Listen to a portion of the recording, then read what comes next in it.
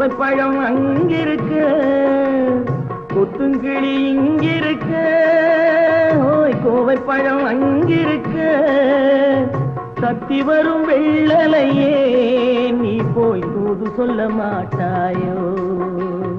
தத்தி வரும் வெள்ளலையே நீ போய் தூது சொல்ல மாட்டாயோ?